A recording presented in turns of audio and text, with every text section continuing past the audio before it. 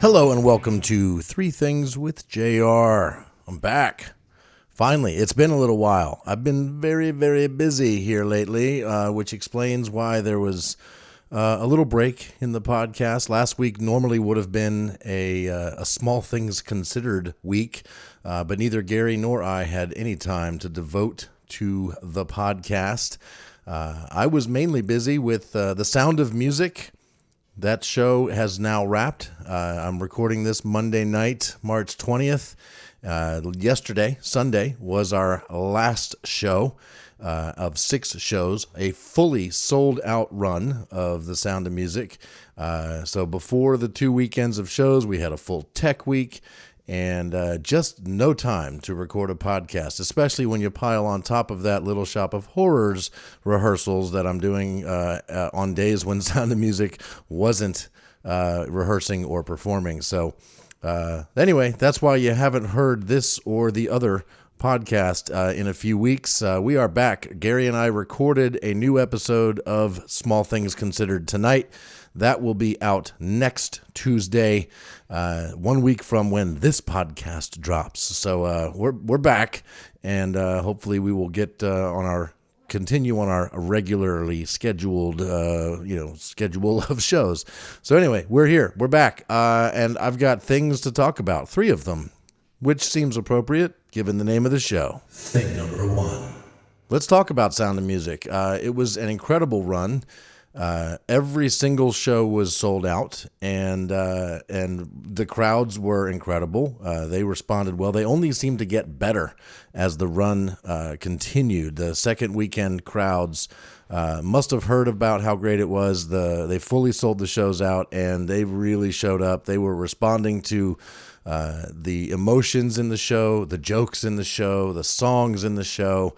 And it was pretty awesome. And my role was pretty unique. I don't even go on stage until about an hour and a half into the first act, hour and 20 minutes, something like that. So I've got plenty of time to watch the show, at least the beginning of the show, which I did from several different vantage points. My favorite was to go up into the balcony where the nuns, including Kiki, was up there, and they basically opened the show with the Mother Abbess on stage and several nuns up in the balcony singing some Latin, and then they go down into the crowd and then up onto the stage, and it opens up with a pretty big number. And it is a lot of fun to watch and listen to. They were fantastic. Loved doing the show with Kiki as well. So doing the show and rehearsing and all that, we got to spend a lot more time in the car together, driving to the show, to the rehearsals and the shows, going out to eat before, after, and we got a lot of good Kiki and JR time. So that was nice. As far as the role of Herr Zeller, it was a smaller role than I had hoped to get in the show, but it resonated. It was fun. Fun being the bad guy. I had to be mean to people, especially Max Detweiler and Captain Georg von Trapp. I had to really put them in their place and kind of be an asshole. And the weird part is that this for me this is just not how I talk to people ever. Like, I don't do that. It's been years since I had the kind of emotions you need to have to really verbally beat down somebody else. And, in one scene, my character, Herr Zeller, is demanding that the captain sing his song now for him. And you got to kind of be a jerk. And I had to really sort of channel that energy that I have. I don't talk to people that way. So this was very out of character for me personally, which is kind of the idea. That's kind of acting. And I really got into it. And I sort of had permission, almost a request from Hannah, the woman that played Maria, in this scene where I am ordering the Von Trapps to sing what they're going to sing in the concert. I've got to... for a while in rehearsals, I had been doing this thing where I really sort of yell it kind of out of nowhere. And then one night at rehearsals, I tried doing a more subdued version of that where I was going for every bit as imposing and scary without yelling. And Hannah, Maria, said, "Hey, when you yell sing at us, it physically startles me, and it's the right way to do that." So I went with it, and I actually have a clip of it from somebody that recorded this backstage, and so I'm going to play that for you now, just so you can hear just that scene that I'm talking about, where I'm being mean to the captain and to Maria. Here we go. Gives here only the names of the children. It's in the Von Trapp family. I'm the head of the Von Trapp household. Hard to believe, Captain Von Trapp, you singing in a concert. You can believe whatever you choose, Arizona. Does not say here what you are going to sing. What are you going to sing, Captain? It is your privilege to come to the concert and hear us. Oh, I'd like to hear you sing now. Sing what you will sing at the concert. Sing! There you go. That was my big scene. Two big scenes, really, but that was the big one, the bigger of the two big scenes. And seeing Hannah as Maria physically jump as though she's startled every time I did that, it only made me want to do it with more gusto. And I would say that the last night of the show, I really put everything into it, and it comes from the gut, and it has to happen suddenly after a sort of a pregnant pause in the dialogue, and then it just hits you like a brick. And it was a lot of fun. That was really like the best part of it for me. As a supporting role, I'm not the person that comes out at the end of the show and has tons of adoring fans telling me how wonderful it was, right? But one night, these two young guys, like college-age kids, came over to me and said, "Hey, you played the bad guy, right? Air Zeller?" And I said, "Yeah." And they're like, "So I have never really seen The Sound of Music before, but you were like a," and you could tell he didn't want to say Nazi. So I let him off the hook. I said, "Nazi." Yeah. He goes, yeah, that's what I thought. And you confirmed it. You were really bad, which was inspiring to see how good you were at being bad. And you could tell that my performance moved him, and that moved me. And it was a reminder of why I like to do this, and that, you don't have to have a huge role to make some sort of an impact on people. So there you go.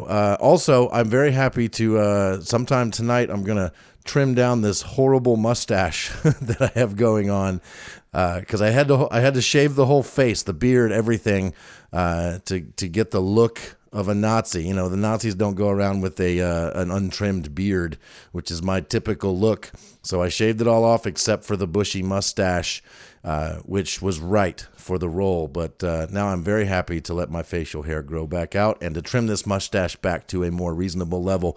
I am definitely dealing with mustache hairs in my mouth on a way too regular basis. So I'll be happy to trim those up. And so I'm not chewing on mustache hair on a regular basis. So Sound of Music has wrapped. As I explained in my last episode, going hard at work now on Little Shop of Horrors, which will be on the stage at the Wayne in Waynesboro in about a month and a half. So I look forward to hopefully anybody that shows up there. I also, again, have a smaller role than I wish I had, but I'm going to make the most of it. I'm going to be a happy-go-lucky, dumb, rich character that's the customer in the store. I'm going to be a wino, and I'm going to be an agent. I'm going to be Mrs. Loose.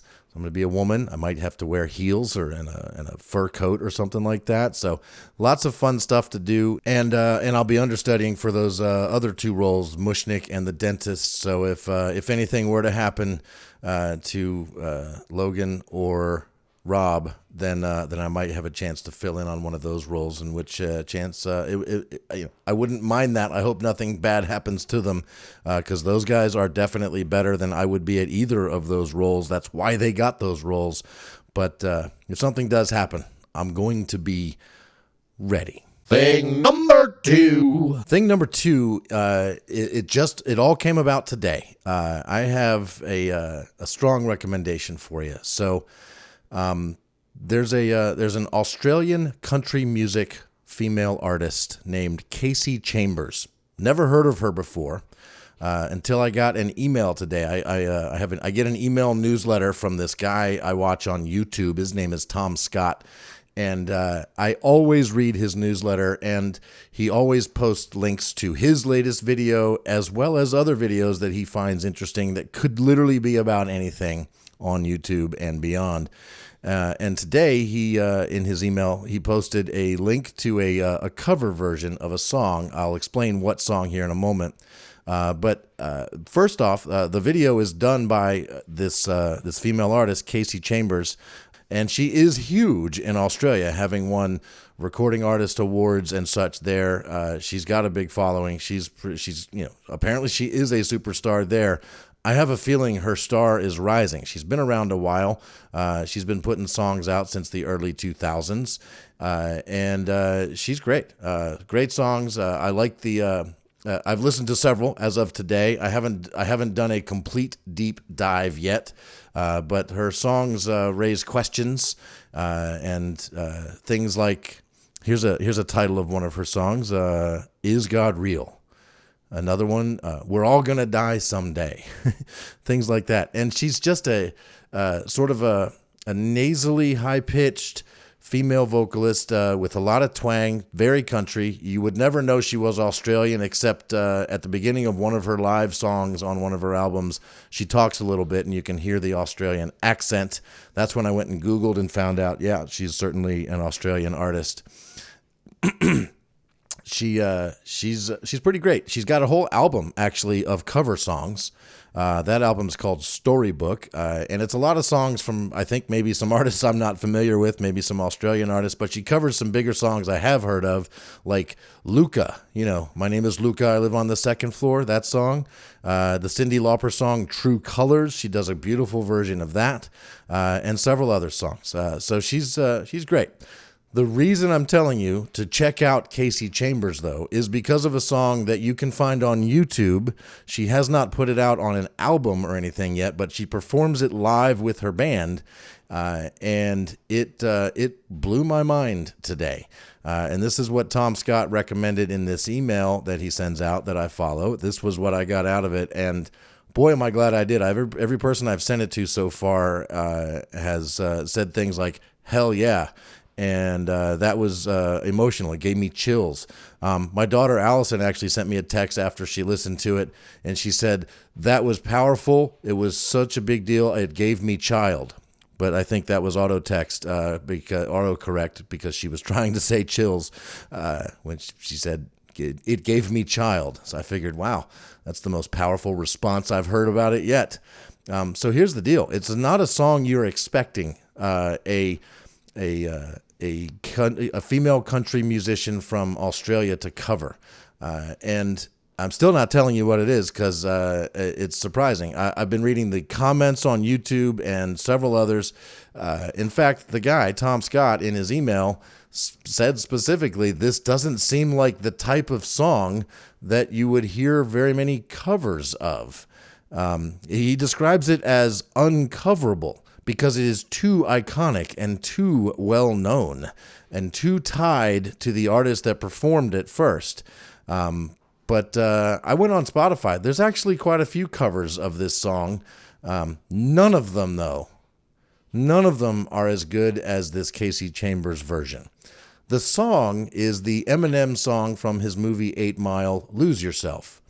And it's been around quite a while. It's 20 years ago now, and more than that. And you've probably heard it many, many times. It's fantastic. If you need a reminder on the lyrics that are kind of a big deal, it's that chorus where he says, you better lose yourself in the music, the moment. You own it. You better never let it go. You only get one shot. Do not miss your chance to blow. This opportunity comes once in a lifetime. And if you read all of the lyrics to this song, this is a real pull yourself up by your bootstraps sort of a message. It's encouraging. It's the type of rap song you should want your kids to listen to. And it's fantastic. It's an emotional song. When I hear it, I want to, I'm inspired to do something. I don't even know what. I just want to do something because I feel like if I'm missing my chance to blow, that opportunity may have been my only one. So it really makes you think about that sort of things, that sort of thing, and not missing out on your opportunities. It's a fantastic song by Eminem in its original format. There are plenty of cover songs, and there a lot of them, most of them, in fact, are going for the same tempo, the same intensity all the way through the song that Eminem delivers. And they do it in different styles, right? There's like some sort of acoustic styles, but it's still at that same tempo and pacing.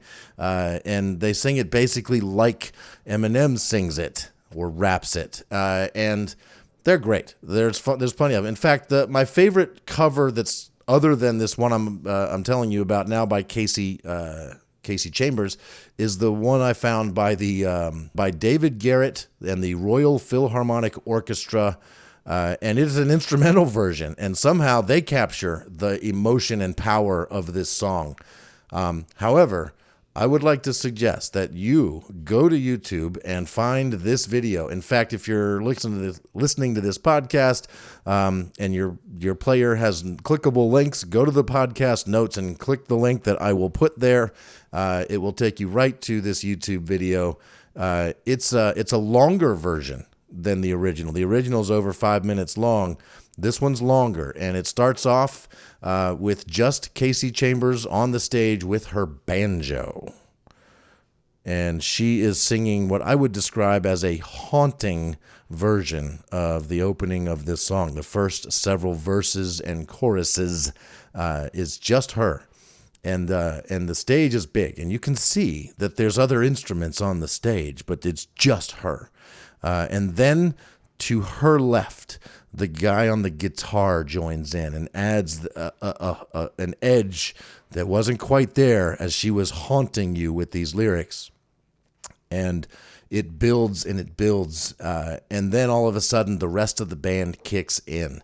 And that's all you need to know. Just watch it and watch her. I've seen it now 3 times today in its entirety, and all 3 times, if you're watching her singing this, there is no doubt in my mind that this is an emotional, powerful experience for her as she is performing this song, as it would be for anybody on the stage playing with her or anybody might performing this song. If you're doing it justice, it's powerful, and it gets me literally tears as I was watching this the first time, because that is a feeling that is hard to achieve, what she's doing. And you get a little bit of it in just watching her do it. But to actually be able to perform in such a way that you feel that way, that power, that emotion, that's an incredible thing. And I'm not going to play any of it for you here on this show. You need to go find it. It's Kasey Chambers, Lose Yourself, Eminem cover, live at Civic Theatre in Newcastle, Australia. That's the name of the YouTube video. So feel free to just search for it or click the link down here in the podcast notes. I'll put a link when I post about this episode on Facebook as well. Please go check it out. Whether you're an Eminem fan or a Kasey Chambers fan or not a fan of either one, it doesn't matter. You should check it out. She does use all of the original lyrics, so occasionally she says a few bad words, but it's powerful and it's not gratuitous. So definitely check it out. Thing number 3. All right, the last thing has nothing to do with any of that stuff. Just something I was thinking about today. As I was listening to yet another podcast about TikTok. I'm a TikTok fan. I'm on it. I look at it all the time. When I'm taking a dump, when I'm going to bed, when I'm bored, I will gladly watch TikTok, and my TikTok is really good at feeding me videos that I want to watch. For me, it's mostly comedy and food. That's what I get fed mostly on TikTok. So I'm a fan. I waste way too many minutes and hours watching TikTok. But it's a big deal in the news right now because it's a Chinese-owned company that owns TikTok, and You might remember a few years ago when Donald Trump was talking about banning it, and they went ahead and tried to partner up and get an American company like Oracle to buy them and make sure it was not a Chinese-owned company, because the Chinese apparently have a rule, a law in their country that says if the government asks, you got to give them the data. And the American government would prefer that data on what you're watching on TikTok and where you're watching it and who you're watching it with and all of that doesn't get shared with the Chinese government, because they might use it to influence elections and things like that. So they're talking about banning it. They talked about it with Trump a few years ago. Then that sort of died, and now Biden is talking about banning TikTok. And it seemed to me when Trump was doing it at the time that it was Trump being overly concerned about the Chinese. And I wrote it off to, just another nutty Trump theory, and was happy to see it die when he didn't get reelected. And now it's coming back, and it's getting more support from the left, from the Democrats. Joe Biden, obviously, as well as others in Congress, are they're actually sort of throwing out an ultimatum right now that TikTok either needs to get bought by an American company or face potentially being banned in America. And I'm trying to figure out. I know this is a heavy thing, 3. I'm not trying to be heavy. I'm just saying I have a theory on why it's getting bipartisan support, despite the fact that there's over 100 million Americans on TikTok who might be a little annoyed at best if TikTok were banned, if they could not use it anymore. And why would all of these politicians support this, knowing how many Americans it's going to piss off?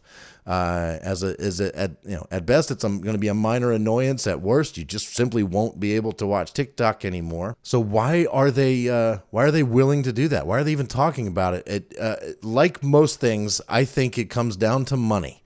Now, who would benefit if TikTok were banned?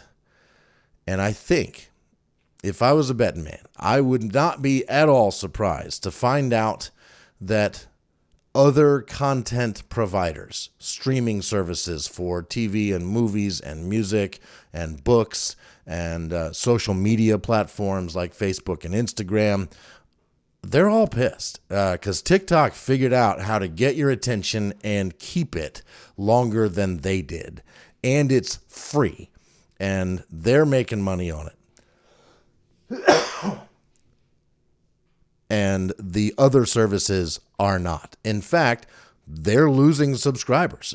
Disney, HBO Plus, Max or whatever, Netflix has reported in the last year or so that they are losing subscribers, this is why they're cracking down on passwords. This is why they're raising their prices. This is why they are streamlining their operations and trying to cut costs, is they're fighting all of the other things that you might give your time and attention to other than their streaming shows and movies. And TikTok is clearly got a lot of people's time and attention. And if they can make it go away, then what are you left to do? Let's say they do. They ban TikTok, and now you can't legally access it in America. What are you going to do? Maybe there's a chance you go pay for YouTube Premium or resubscribe to Netflix or HBO Max or Hulu. Not Tubi, though. Tubi's another free service, so maybe you're going to go watch Tubi, and then Tubi will be attacked for whatever they're doing. This is my theory. The theory is that companies like Google, that owns YouTube, and Netflix and HBO, which is owned by some other company now, all these things, I think they're trying to stem the tide of subscribers that are jumping ship and are, theoretically spending more time watching TikTok and less time on paid content. So that they're probably lobbying these congressmen and politicians so that that could happen. But of course they can't lobby it and say, hey, could you kill TikTok so that people subscribe to HBO again? No, instead they're latching on to the potential national security threat that is TikTok owned by a Chinese company. So anyway, it's just a theory. Thing number 3 is supposed to be something stupid and goofy, and that's kind of what TikTok is, even though that got a little more serious than I thought it might. That's my theory. That's my show. That's 3 Things with JR for March 21st this week, and thank you for listening. Tune in next week to Small Things Considered as Gary and I talk about our 10 favorite albums that we would want to have with us on a deserted island. Also, is it a deserted island or is it a desert island? We will discuss that and consider some other small things along the way. Join us, won't you? That's it for this. I'm JR, over and out. We'll see you next week.